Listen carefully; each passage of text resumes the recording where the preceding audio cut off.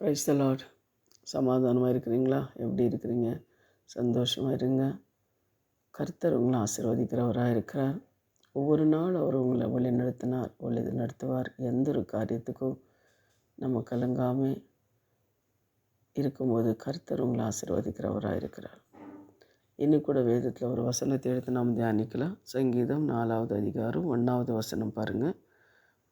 நெருக்கத்திலே இருந்த எனக்கு விசாலம் உண்டாக்கினார். எனக்கு இறங்கி என் விண்ணப்பத்தையை கேட்டருள்வார்.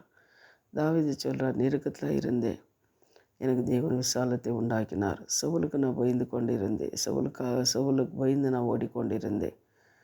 என் சத்துருக்களை பயந்து நான் ஓடிக்கொண்டிருந்தேன். என் மகனுக்கே பயந்து நான் ஓடிக்கொண்டிருந்தேன். ஆனாலும் தேவன் எனக்கு விசாலத்தை உண்டாக்கினார் அப்படின்னு சொல்லி தாவீது சொல்கிறாருங்க. அதுபோல தான் இன்னொரு காரியம் நான் பார்க்கும்போது, ஆகார் நெருக்கத்தில் இருந்தான். ஆனால் தேவன் என்ன பண்ணார், அந்த ஆகாருக்கு அந்த வனாந்தரத்தில் நீரூற்று உண்டாக்கினார். தன் மகனுக்கு ஆகாரம் இல்லை, தண்ணீர் இல்லை, வனாந்தரம் யாருமே இல்லை. அந்த இடத்துல அவளை கதறி கண்ணீர் விடும்போது கர்த்தர் அங்கே ஒரு நீரூற்று உருவாக்கி கர்த்தர் பேசினார்.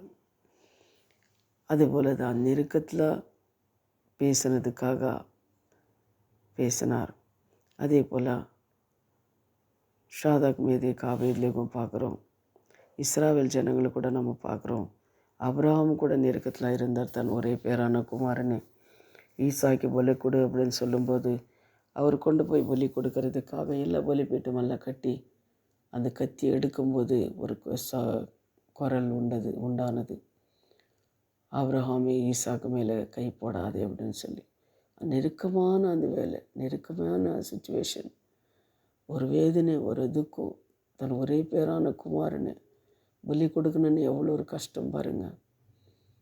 அப்படிப்பட்ட ஒரு நெருக்கமான நேரத்தில் கூட ஆண்டவர் என்ன சத்தம் கேட்டார். ஆண்டவர் சத்தத்தை கேட்டு அவருக்கு விடுதலை கொடுத்தார். அதுபோல் அன்பானவர்களே, நெருக்கமான நேரங்களில் என்ன நெருக்கம், நம்மளுக்கு என்ன நெருக்கம்? கடன் என்ற ஒரு நெருக்கம், வேலை இல்லாத காரியம், வியாதி, பிரச்சனைகள், போராட்டங்கள், சமாதானம், வீட்டில் சமாதானம் இருக்காது, வேலையை செய்கிற இடத்துல சமாதானம் இருக்காது, வீட்டு வாடகை கட்ட முடியாது. இந்த மாதிரி நெருக்கங்களெல்லாம் வரும்போது கர்த்தர் என்ன பண்ணுறாருன்னா, அவர் கூப்பிடும்போது விசாலத்தை உண்டாக்கிற தேவனாக இருக்கிறார். அதுபோல் என்னென்ன நெருக்கத்தில் இருக்கிறீங்களோ அதுக்கு விசாலத்தை உண்டாக்கிற தேவன். இஸ்ராவேல் ஜனங்கள் கூட நெருக்கத்தில் இருந்தாங்க. எகிப்து தேசத்தில் கண்ணீரோட அடிமைத்தனங்களாக இருந்தார். தேவனை நோக்கி கூப்பிடும்போது அவர் என்ன பண்ணார், ஆபிரகாம் கொடுத்த அந்த வாக்குத்தத்தம் நினைவு கூர்ந்து மோசேன் தெரிந்து கொண்டு மோசே மூலம் அவர் இஸ்ராவேல் ஜனங்கள் வெளியில் கொண்டு வந்தார். அன்பானவர்களே, இதுபோல் எத்தனோ நெருக்கங்கள்லாம் இருக்கலாம். ஆனாலும் கர்த்தரை நோக்கி கூப்பிடுங்க, அவர் உங்களுக்கு விசாலத்தை உண்டாக்கிற தேவனாக இருக்கிறார்.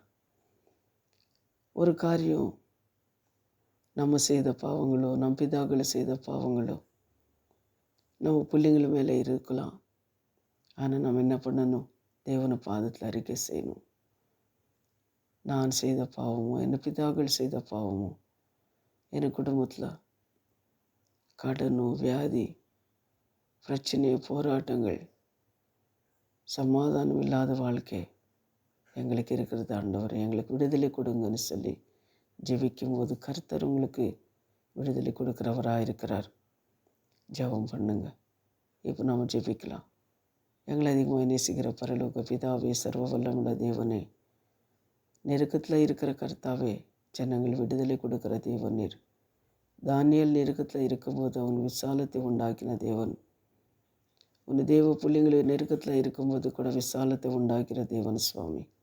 யார் யார் இந்த வார்த்தைகளை கேட்குறாங்களோ, என்னென்ன காரியங்கள் அவங்களுக்கு தேவைப்படுகிறதோ அதெல்லாம் நீர் கர்த்தாவை கொடுத்து விசாலம் உண்டாக்குங்க.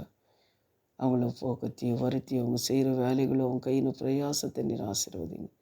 இயேசுராஜா ஸ்தோத்திரம். எங்கள் ஜெபத்தை நீர் கேட்டு பதில் கொடுத்ததுக்காக நன்றி. இயேசுவின் நாமத்தினாலே பிதாவே, ஆமேன். God bless you. சமாதானமாக இருங்க. கர்த்தர் உங்களை ஆசீர்வதிப்பார். ஆமேன்.